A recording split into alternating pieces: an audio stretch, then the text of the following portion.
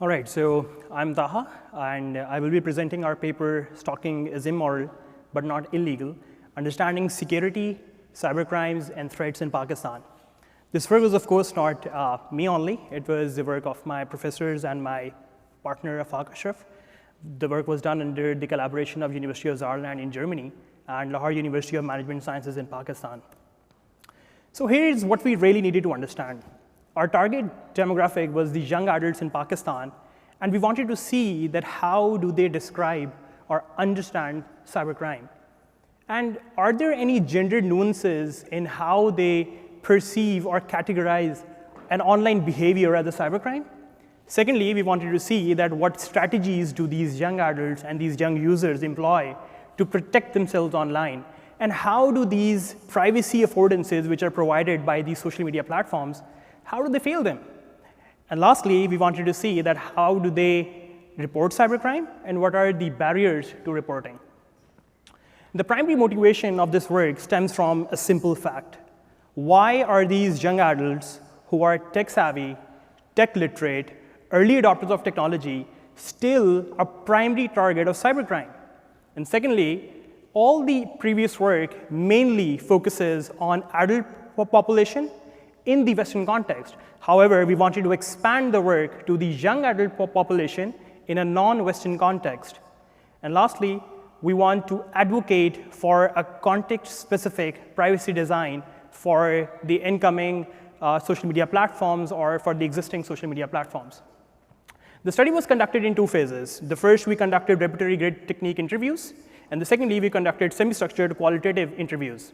The repertory grid technique, that is RGT, was conducted with 18 participants with the age range of 18 to 24, and the data was analyzed through rep grid analysis, also called repertory grid analysis. The qualitative interviews, on the other hand, were conducted with 34 participants, 17 males and 17 females in the same age range, and the data was first coded and then was analyzed through thematic analysis. So this is what we found. This is a privacy spectrum of males and female participants individually. The spectrum was actually generated by counting the frequencies of the number of times a participant mentioned a cybercrime to be severe or benign. So this is a severity spectrum. The darker regions show a severe cybercrimes, and the lighter regions show benign or less severe cybercrimes. The most interesting bit about the spectrum is that defamation is not even in the top 4 for the male participants, which actually hints towards a simple fact that in Pakistan, a conservative and a patriarchal context, the social status is very dear to the females and especially to the general population. And if there comes up any kind of harm to their social integrity, the consequences are really dire for them. Secondly, you can see that the stalking is on the far other end of the spectrum. The participants felt that stalking is benign or less severe, which is mainly due to the fact that the participants believed stalking does not do any direct harm to them. And they even told us that they could even handle or they could physically handle a stalker if he or she shows up on their doorstep. And lastly, you can see that financial fraud is unconcerning for the female participants, while it is in the top 4 for the male participants, which, of course, we investigated further and found out that in Pakistan, the male populations, the males are the major breadwinners of the households, and they handle the main financial accounts and the finances of the houses. And hence, financial fraud is something that the male population is more concerned about. Secondly, we try to see that what are the strategies do these young users employ to protect themselves online, and we mainly looked at 5 cybercrimes. Firstly, unsolicited contact, cyber stalking, fake profiles, financial fraud, and lastly, non-consensual use of information. We categorize these cybercrimes into mainly 3 parts. We explored the affordances which are already existent on the social media platforms to protect their privacy. We see that how do these young users mitigate the cybercrime, what strategies do they employ, and lastly, what is the actual reality of the cybercrime landscape or the privacy landscape which is existent or which is apparent to these young users.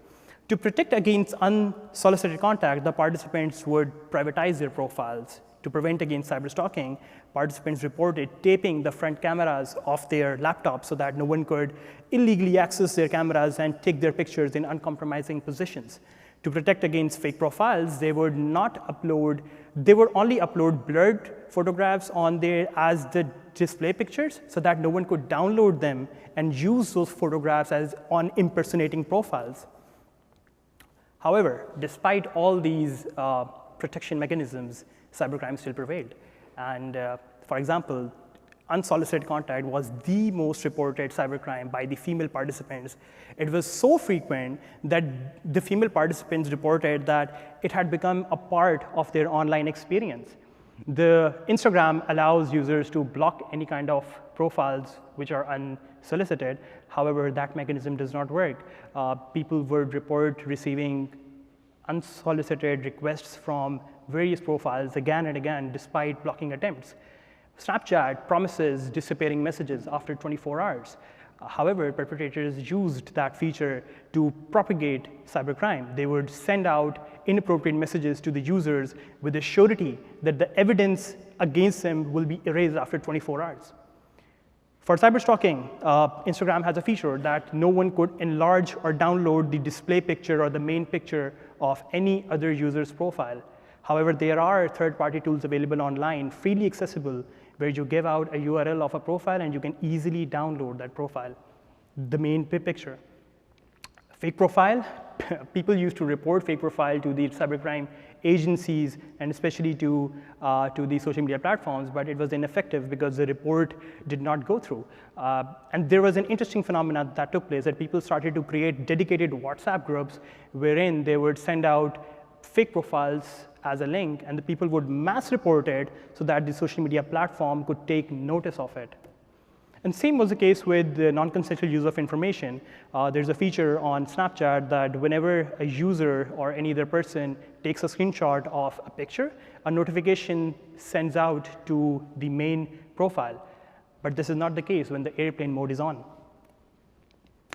Lastly, we saw that there are many barriers to reporting cybercrime in Pakistan. Firstly, if you talk about the effectiveness of reporting platforms which are in the country, there is a federal investigation agency called FIA, but they ask a lot of information from the participants, even the contact details of the parents of the victims. And the victims did not want to reveal that they had been a victim of cybercrime to their parents, but the cybercrime agencies would contact them nevertheless. And why they did not want to contact their parents? Because it was three major reasons. Firstly, parents would victim blame the participants or the victims for being a target of the cybercrime. And secondly, the victims felt that if they reported the cybercrime to their parents, the parents would not take it very seriously. There were instances where the participants reported that the parents prevented the victims from reporting the cybercrime to the FIA just to protect their social honor. And lastly, the participants even said that they would not report cybercrime to their parents because the parents would get stressed over it and they would take unnecessary stress over how their child has become a victim of the cybercrime. And lastly, there is lack of awareness in the young community in Pakistan regarding the reporting mechanisms which are existent. For example, the participant said that it's quite complicated and I do not know where to report it. And if you report a cybercrime to a cybercrime agency or even to a social media platform, a participant mentioned that someone started uploading my photographs with crude captions. By the time Instagram would sift through and decide it was worth removing, the damage would have already been done. It would take less than 24 hours for me to become a laughingstock. Lastly, we recommend some design implications for the community. Firstly, to prevent unsolicited contact, there must be context-specific onboarding process. All the privacy options must be explained and told to the users on the onboarding process, and they must be turned on by default. The user must not search for these privacy options after getting access to a software application and then find out, oh, I have this particular control over this application. All applications, all the privacy settings must be set on by default and must be told to the participants beforehand. To prevent cyberstalking, the profiles must be locked by default. On Instagram, for example, if you create a new account, it is public by default, and you have to search how to turn that option off. To prevent fake profile, there should be a timeline of where the report is. Is it seen by the cybercrime agency, by the social media platform? When will I get the response? It should be transparent. And lastly, to prevent financial fraud, we recommend that there should be nudging notifications about frequent scams which are happening across the country in the context where the user is there. The geolocation must be active so that they should know that what kind of cybercrime regarding financial fraud is happening around the area, and their users must be told about them. Thank you so much.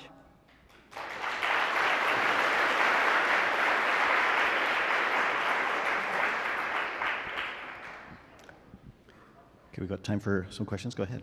Is this on? Can you? Oh, yep, yeah. It is. Hi, I'm Elijah from Carnegie Mellon University. I had a question specifically regarding the financial fraud aspect.